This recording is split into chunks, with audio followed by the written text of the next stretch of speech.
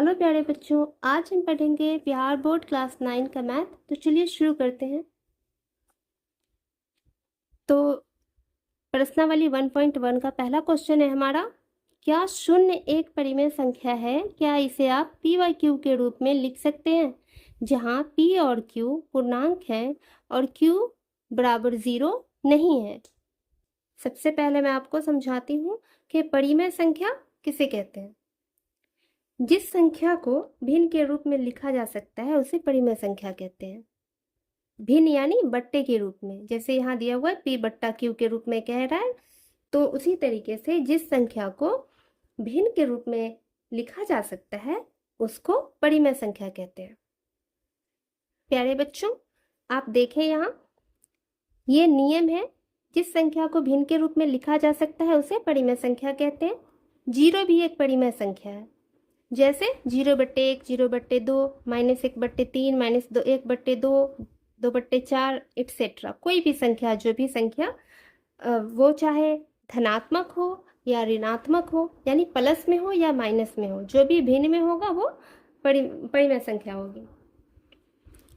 तो इसका आंसर हम लिखेंगे, क्या शून्य एक परिमेय संख्या है? इसका आंसर होगा, यहाँ लिखेंगे हम हाँ भी लिख देंगे या पूरा भी लिख सकते हैं कि हाँ शून्य एक परिमेय संख्या है। हाँ भी लिखेंगे तो हमारा आंसर हो गया। क्या इसे आप पी बट्टा क्यू के रूप में लिख सकते हैं, जहाँ पी और क्यू पूर्णांक है और क्यू बराबर नहीं है 0? हाँ, इसे हम पी बट्टा क्यू के रूप में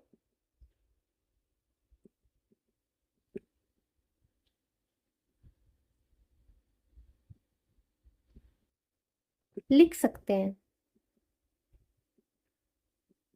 जैसे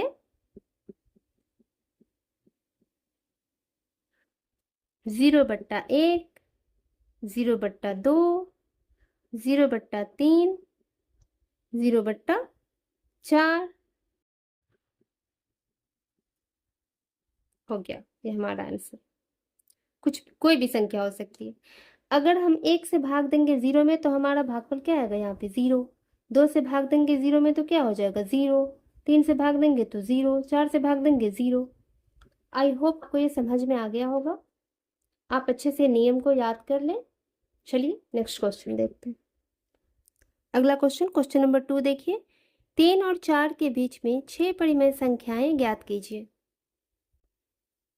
तो यहाँ 3 और 4 के बीच में 6 परिमेय संख्या ज्ञात करने को कह रहा है। तो यहाँ पे कोई भी संख्या हो सकती थी। इसके बीच में 7 संख्या, 8 संख्या, 5 संख्या, 4 संख्या, कुछ भी हो सकता था। तो हम इसको कैसे बनाएंगे? अब देखिए यहाँ, चूंकि n बराबर, यहाँ 6 परिमेय संख्या है इसलिए हम n बराबर 6 लिखेंगे।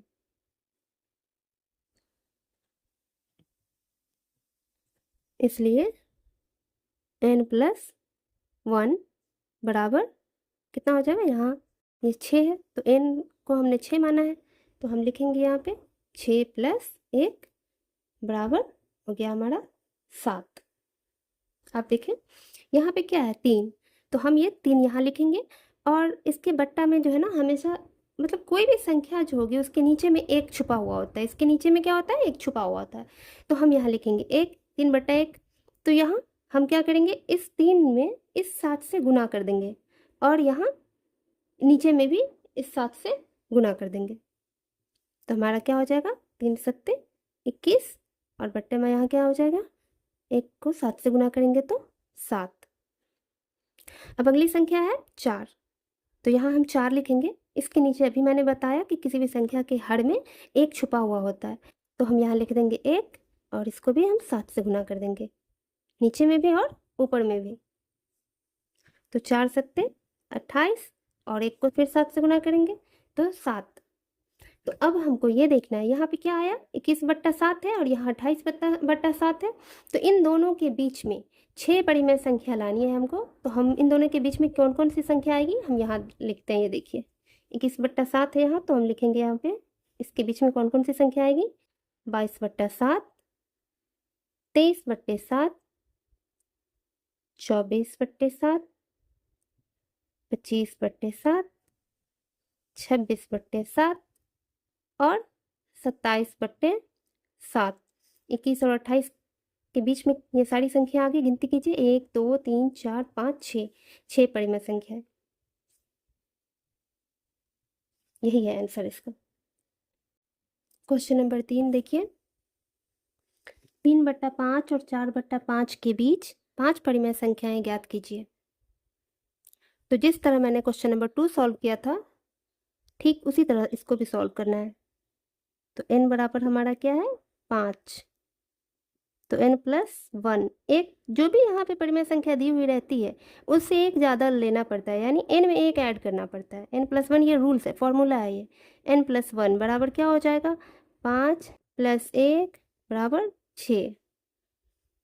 तो यहाँ हमारा 3/5 है, इसमें हम ऊपर में भी 6 से गुना करेंगे और नीचे में भी 6 से गुना करेंगे। तो 6 त्रिक 18, 5 के नीचे में क्या हो जाएगा 23। 4/5 है तो लिखेंगे यहाँ 4/5, ऊपर में भी 6 से गुना करेंगे और नीचे में भी, यानी अंश में भी और हर में भी नीचे 6 से गुना करना है। 4 छक्के 24 और 5 छक्के 30। अब इन दोनों के बीच कितनी परिमेय संख्या लिखने को कह रहा है हमें 5 संख्या, 5 परिमेय संख्या। तो 18/30 और 24/30 के बीच में क्या क्या आएगा, 18 को छोड़कर इसके आगे गिनती करनी है। 19/30, 20/30,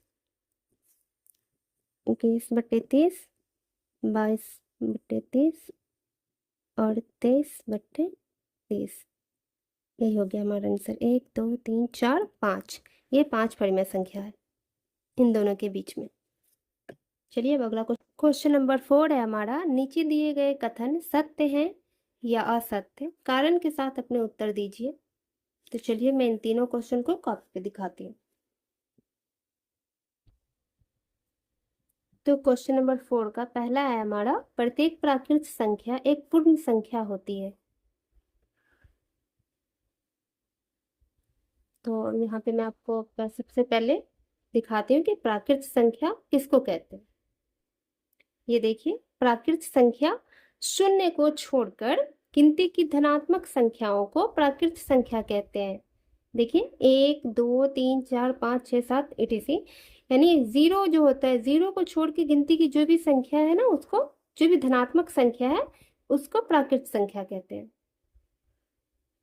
और पूर्ण संख्या, देखो गिनती की धनात्मक संख्याओं को पूर्ण संख्या कहते हैं।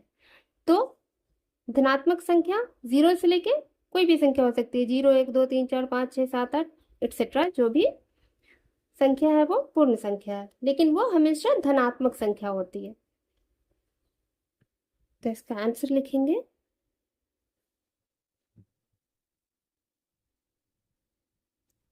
सत्य, क्योंकि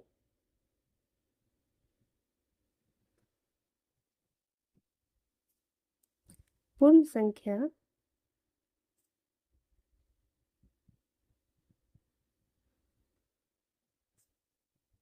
के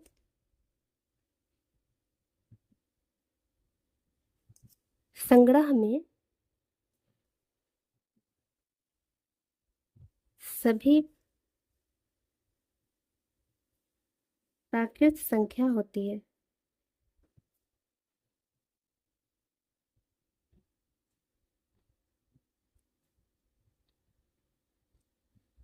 क्वेश्चन नंबर 2 है हमारा, प्रत्येक पूर्णांक एक पूर्ण संख्या होती है। तो अभी मैंने आपको बताया था कि पूर्ण संख्या गिनती की धनात्मक संख्याओं को पूर्ण संख्या कहते हैं, जिसमें 0 से लेके पूरा जो भी 1 2 3 4 5 एक्सेट्रा जहां तक भी आता है वो धनात्मक संख्या जो गिनती की होती है उसको पूर्ण संख्या कहते हैं। और पूर्णांक संख्या, गिनती की संख्या को पूर्णांक संख्या कहते हैं।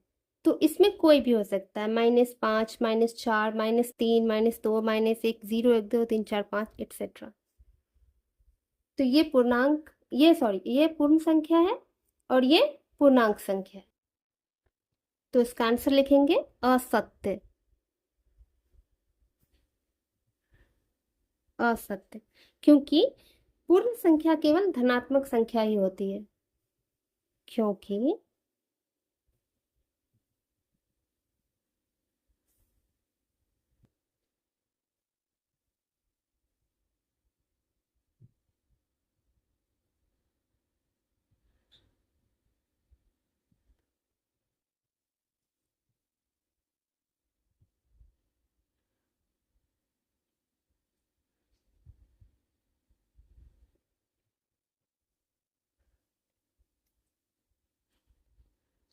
चलिए अब अगला क्वेश्चन है, प्रत्येक परिमेय संख्या एक पूर्ण संख्या होती है?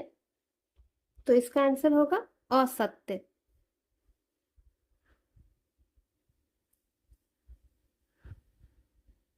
क्योंकि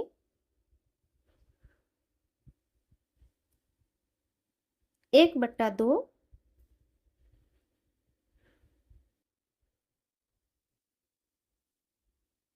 एक परिमेय संख्या है, परंतु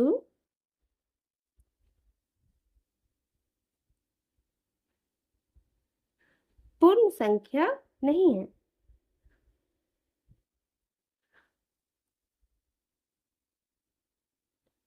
आई होप कि आपको ये सारे क्वेश्चंस के आंसर समझ में आए होंगे। तो मिलते हैं नेक्स्ट वीडियो में प्यारे बच्चों। तब तक पढ़ते रहिए, सीखते रहिए। Bye bye.